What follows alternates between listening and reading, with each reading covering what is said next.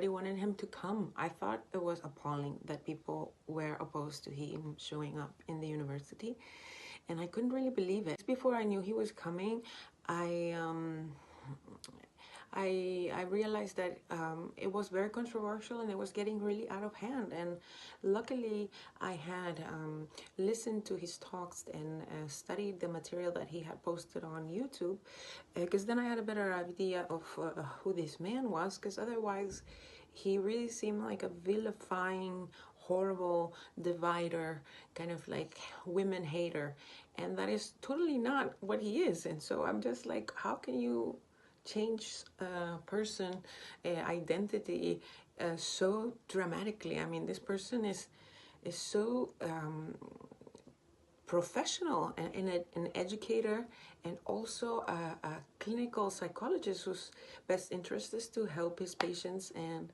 share his knowledge and what he's learned throughout his careers. And for that, I'm super thankful, Dr. Jordan Peterson. Decided to go to Amsterdam, and I had the opportunity to see from the Ruben report, and I saw Jordan Peterson. I had VIP to see Ruben, and I saw Ruben and we took pictures and stuff, but then I couldn't see Jordan. So I saw him, but I didn't really see him, and I really wanted him to sign my book. So I decided to go to the University of Amsterdam and find out if I could like get in to the talk. But it was, like there was a lot of drama about the visit, so I wasn't really not expecting to get in. But when I got to CREA, it was super cool, and I just, it was relaxed and everybody was just listening, and I was the Venezuelan lobster there creating some trouble. So I thought the talk was great, and I learned a lot. I learned a lot, and it was great to see all the people. And then the talk ended, and I went from CREA to the other building where the talk was held, and there was a bunch of students standing there with their books to be signed. So I just stood there waiting for my book to be signed. I was talking to a lot of people. I was engaging in conversations with different people. Most of the people that I encountered, I was even wearing like the 12 Rule for Life shirt, because that I bought the night before at the event. So I was like, hey, I'm a pro supporter, and I love what he's doing, and I really appreciate it because it's changed my life, and it has really affected the way I see the world, and it has benefited my life in a very positive way. And so yeah, I'm there to support Jordan. I'm there to support him, especially seeing how much grievance there was from the University of Amsterdam to have him there even. So I thought, well, I'm going to go and support him. So that's what I did. While we were online, there was this reporter, and she was doing her job. I'm sure she's just doing her job. And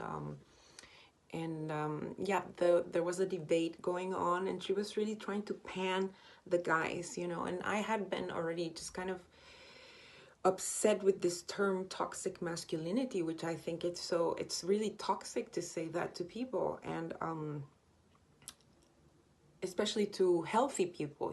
If there's a person who is toxic, then it's okay to point that out and to say that person is toxic. But if you have a healthy individual who is contributing to the community and is benefiting many lives through their work, then you can't just vilify them, because obviously there are people who are benefiting from what he's saying, and it's not so trivial. It's very, very profound.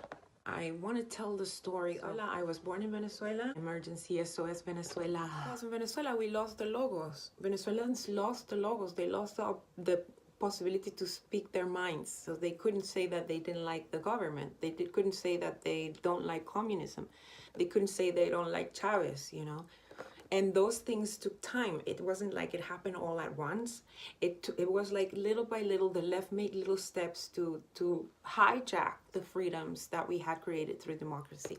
And so to me, that touches me in my skin, because actually at that time on Amsterdam, a friend of mine who's a journalist, who owns a newspaper, who's been in jail like for over 8 years for speaking his mind and for using his freedom of speech, and he was in house arrest. This man is 86 years old. His name is Teodoro Pekov, and he was one of the founders of the Socialist Party in Venezuela, and he was candidate for president, so he was politically very active before Chavez. And then when Chavez came, he was very critical to Chavez, and they put him in house arrest. And he won a journalist award in Madrid, and he wasn't allowed to leave Venezuela to collect his award for journalism because he was in house arrest. And as we were speaking in Amsterdam, as this debate was going on,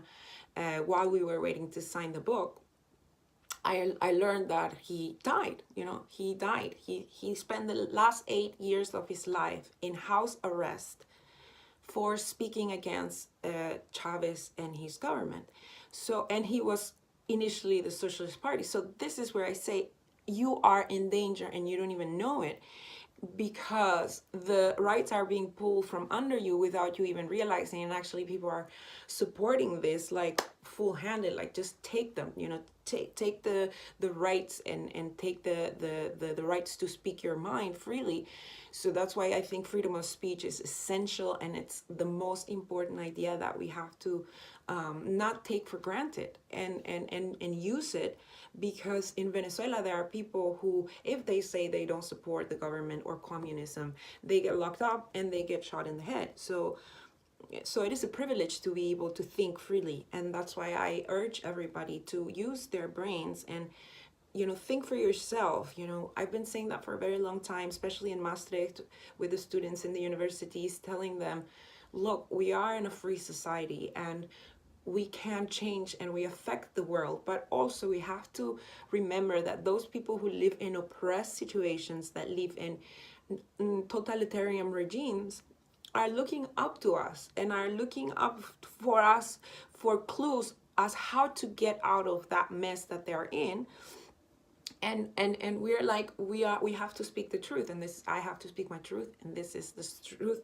I'm gonna tell it in little bits by bits. Thank you all for watching. Thank you for your support. People came afterwards and said, Aliana, it was just really great to meet you and to share ideas, and I'm very open to exchange ideas about Jordan Peterson's material. I really want to start like a group, support group, where we can talk about these ideas and see how this affects us personally in our lives, and how we can all together find a consensus as to, like, we can differ in ways of ideas, but there are some things that are fundamental to our freedoms, and one of those is freedom of speech. And that's why I support him, because I think that is one of the most important ideas we have right now. So thank you all for watching, and subscribe to my channel.